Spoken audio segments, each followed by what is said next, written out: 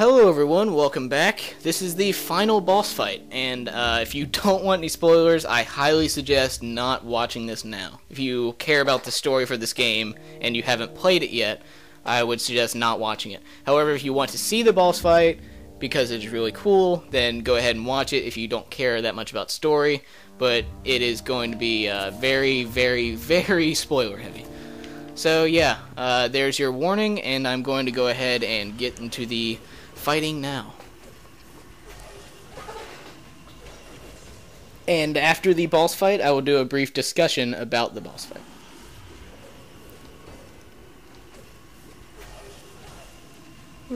Again, if you do not want to see any spoilers, stop watching this video now. What's happening? Limbo has collapsed into the real world. What was once hidden is now laid bare for all to see. Revolution is in the air. I never believed I'd live to see this day. It's the beginning of the end for the demons. Mankind would be free. Yes. Free from the demons. The path is clear for us to rule. What did you just say? The path is clear for us to rule. To rule what? This. Everything. Virgil. You mean like Mundus? No. No. We'll be nothing like Mundus. We'll respect our subjects, not enslave them. Subjects. He means you. He means humans. I thought we were fighting for freedom. It was his freedom we were fighting for, not yours. Don't be so simplistic. Humans are frail. They're like children. They need protection. Not just from others, but from themselves. We, you and I, have saved them. You and I saved them? Who else? A human. Cat was useful, but... Useful. Cat saved my life. Cat held out under torture to keep your existence a secret. Cat led us through the tower to Mundus's lair. We would have failed 20 times over if it weren't for her. Listen. If you can't see the chaos that humans will cause, if you don't want the responsibility of protecting them, then stand aside. I'll rule alone. I didn't help you destroy Mundus so that you could take his place. I can't let you do this, Virgil. And I can't let you stop me, brother. Stand aside. Don't do this. Virgil, please. Stay out of this!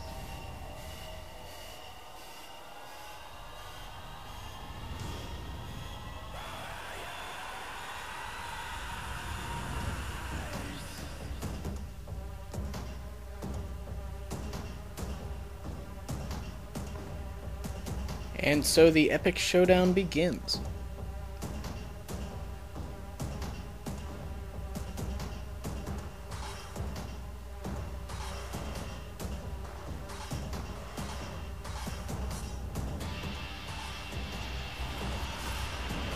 Now that Limbo has collapsed into the real world, he can use his powers without being in Limbo, which is really cool, and it's material that I hope is used in future games.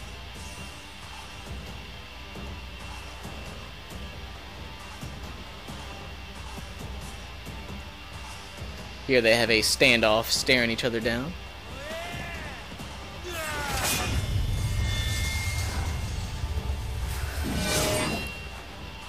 And so begins the final boss fight with Virgil. You'll recognize a lot of his attacks are from DmC 3, which is really cool that they brought those back. And he is very difficult. You really have to watch his patterns. Not only does he use his attacks from DmC 3, but he also has the new attacks, and he has attacks from DmC 4 with the Yamato, the Judgment Cut, if anyone remembers which one that is. You can actually parry some of his attacks, like the ones that he throws at you like that, but they take some timing to get down. So I can't exactly do that now. I will try though. And then they have these awesome cutscenes during the fight when you get to certain points. And as it goes on, he gets stronger. See, there was a judgment cut that he just did right there. I just broke his guard just enough for him to get away. Ooh, I parried his drop down. Nice. Smack him back down to the earth. Dodge that. As you can see, he blocks a lot. It's not very easy.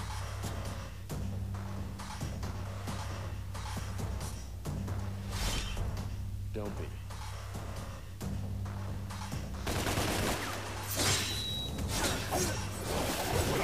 Oh, yep.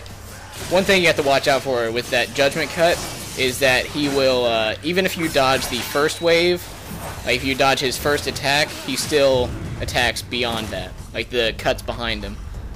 So you have to dodge in front of him instead of anywhere else. Oh, yep, now he's starting to throw the blades at him. See, like that. Even if you dodge his first advance, the blades still come after you. There we go. Knocked one back at him. As you can see there, he has the Skyfall, I think it's the Skyfall or Starfall, something like that, with, can't remember the name of the weapon, Beowulf, in DmC 3, so that has returned as well. It's not too late. Yes, it is. As you can see, Virgil is still just as powerful as he always was. That right there is actually a hint, what they do right there, which is very good of them to, oh yeah, he's doing Judgment Cut now. And now he does this for a while, and pretty difficult to dodge and attack him at the same time. As you can see, there's this new thing that Virgil does. It's basically the doppelganger from DmC 3. As you'll see some of his movements, you see a clone in the background. That is actually coming up further explained. You'll see it soon. I don't know completely, but as I can see from what he does right here, as you'll see in a few seconds, it appears to be his devil trigger, which I'm guessing is what that is. Ooh, knocked it right back at him. And as you attack the, as you attack his clone, he drops, what is it, devil trigger orbs, which is great because you are going to need that soon. And it's something they don't explain to you, you just have to figure it out on your own. So some people might have a bit of a tough time on this boss fight because of it. But I'll explain it when it happens. Yeah, he is getting really tricky now. And this is only on Son of Sparta too, there's still, Dante Must Die after this. I haven't even fought him on Dante Must Die yet. I don't even want to know how tough he is. And each difficulty you go up, the enemies actually, well, the bosses actually use different attacks. So I can only imagine how strong he is with the attacks that he's not using now. And just like he does in the other game, when he goes into Devil Trigger in this, his health regenerates. So you definitely have to watch out for that. Oh, yep.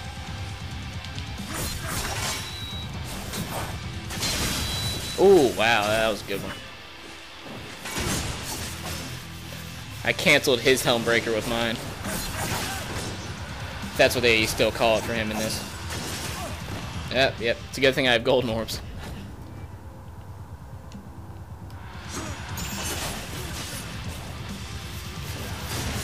Take this time to attack him here.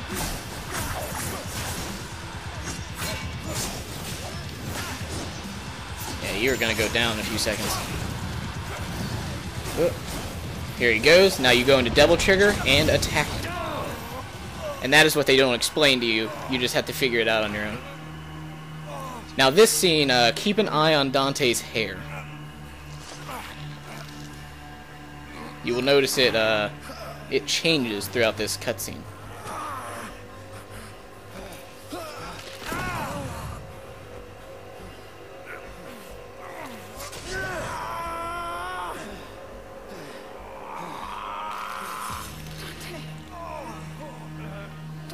Cat. Please.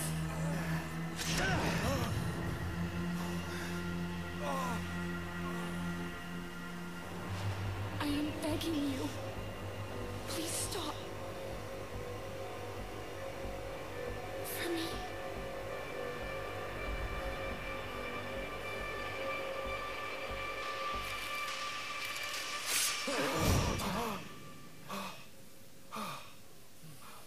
Well, maybe it doesn't do it because I have the other costume on. But basically, that's where his hair turns white. And that is when you unlock the white-haired costume.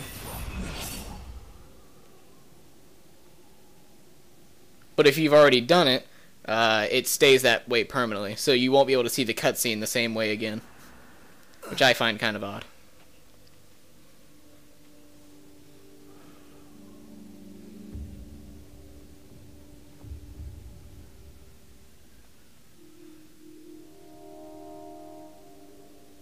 The world is under my protection now. You've chosen the wrong side. You're not human, Dante. You never will be.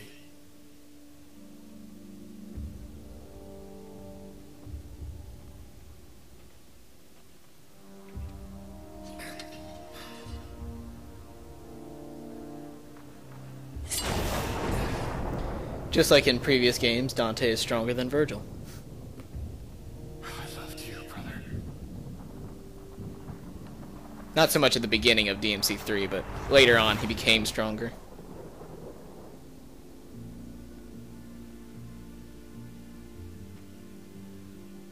I don't know who I am anymore.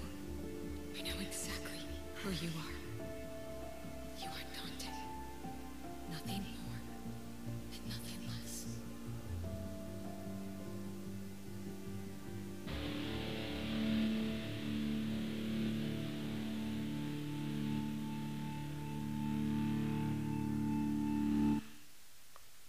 Well, there's a pretty awesome cliffhanger there. I really hope a sequel gets made, because they left off on a pretty good plot point there, where Virgil now becomes the main enemy, if there is going to be a sequel. So that would be pretty awesome. Just for reference, I'm going to show you the costume that he should have been wearing. The reason I didn't do it this way is because if I were to start with the you see, this one it says original, because when you play through the first time, this is the standard costume, and then when you beat the game, this costume becomes original, and this one here becomes standard. Because what happens is, when he's in Devil Trigger, his hair actually grows in length, as you can see between these two pictures. His hair grows up to the length that it pretty much is in the original DmC games. And what happens is, when he goes into Devil Trigger, he unleashes his full power, and then when he comes out of Devil Trigger, his hair is permanently white now. That's why in that last scene, they were equal. It's because his power finally awakened, and that's why his hair is white, just like Virgil's is. And there's also the Son of Sparta costume that you get for beating the game on Son of Sparta. I really hope there are more costumes for the other difficulties. I have seen a costume video. I'm not sure if it's a costume DLC or not, but it's for the classic Dante from DmC 3, and that's really cool. And there's also one called Dark Dante and Neo Dante. Dark Dante is also one that's awesome. He looks kind of like Virgil. He actually, I'll show you the samurai skins real quick. This is the one that I use on Revenant. But yeah, I will go to the concept arts, because there's actually one of the costumes in the concept arts is Dark Dante, and it looks pretty cool. It's this one right here. This is the costume that you get, and it's a little bit different. They changed it a bit. The boots and everything else is basically the same, but the jacket itself has some blue glowing stuff on it, kind of like Virgil's jacket is. And that's going to be really cool whenever I unlock / buy that, if it's going to be DLC. Alright, hope you enjoyed the video as much as I enjoyed playing it, because I love this game. And there will be more videos in the future. I'm just not sure of which ones to do yet. I know Bloody Palace is coming up soon, and in February, Virgil's DLC is coming out. So those are going to be some videos that I would definitely be doing. I will also be doing combo videos and practice videos. Like you can see, there's a training mode here. I'm going to go show some of the combos and more complex stuff. Alright, hope you enjoyed it, and I will be back soon.